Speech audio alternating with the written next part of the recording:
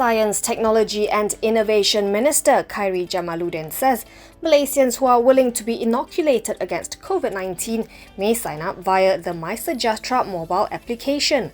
According to local news reports, vaccination will be voluntary.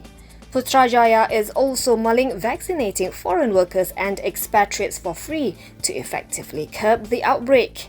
As for which vaccine one is likely to receive, Khairi reportedly said that those in urban areas will probably be jabbed with the one from Pfizer-BioNTech, while those living in rural areas will likely receive the vaccine from AstraZeneca. He explained that this was based on the logistical challenge faced when it comes to Pfizer-BioNTech's vaccine.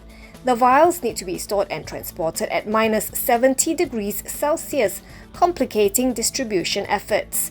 Khairi reportedly said that the government will be spending 16.6 million ringgit to buy 55 ultra-low temperature freezers and other necessary related medical supplies. The Pfizer-BioNTech vaccine vials are scheduled to arrive next month and AstraZeneca's in the first quarter. To date, Malaysia has recorded 122,845 cases nationwide, although only 22,887 are active cases. The country saw 2,027 new patients today, with the majority coming from Selangor, Johor, Sabah and Kuala Lumpur. 1,221 cases were discharged, taking total recoveries to 99,449. There were 8 new deaths, bringing the death toll to 509.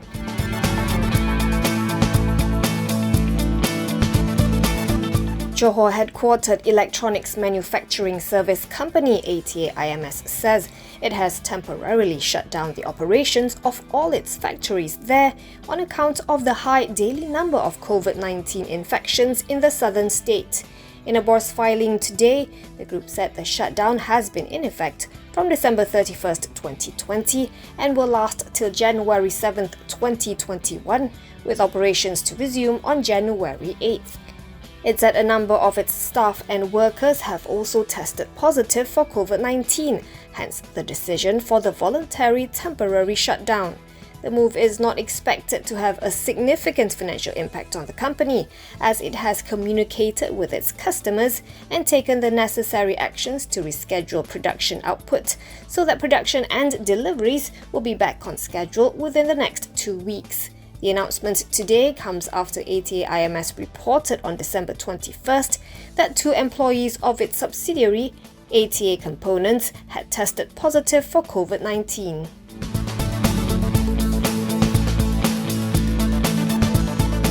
MIDF Research has cut top Glove Corp's target price to RM8.29 from RM10.96 previously, despite a surprise extra 20% dividend payout announced yesterday. This is because it believes that the world's largest glove maker will need time to significantly improve its workers' welfare. In a note, its analyst Ng Bei Shan said, environment, social and governance considerations have become increasingly important in sustainable investing.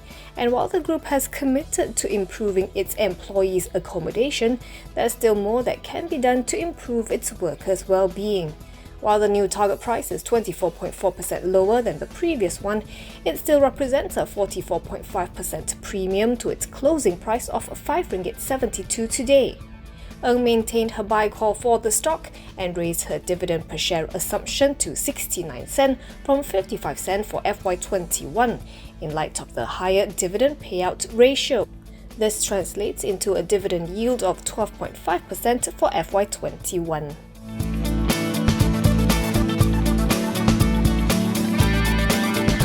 Analysts are upbeat on the prospects of the gaming industry in this new year, driven by the potential easing of travel restrictions following the rollout of the COVID-19 vaccine. UOB Kay Hian Research said in a note today that the gaming industry is set to embrace a prosperous 2021. It went on to say that with the investment thesis sweetened by high dividend yields, gaming stocks valuations will partially price in the full earnings recoveries in 2022. The research house maintained its overweight rating, with the casino subsector expected to deliver robust capital gains. it's keeping its buy call on Genting Malaysia, target price RM3.40. Genting, target price RM5.50, Magnum, target price RM2.55, and Putrajaya Sports Toto, target price RM2.46. Meanwhile, Kenanga Research said it believes the sector valuation remains attractive, as stocks are still 15% to 26% cheaper compared with a year ago. It noted that the recovery, led by casinos reopening, was strong in the third quarter of FY20, and this should extend into 2021.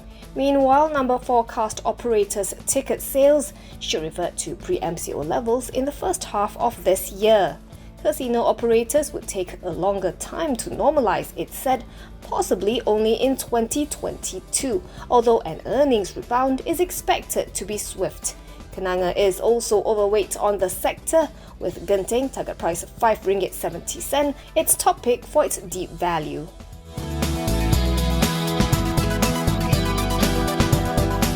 The Court of Appeal has agreed to grant a stay for some 204 Musang King Raub durian farmers from being evicted from their plantations, pending the full appeal being heard in the appellate court.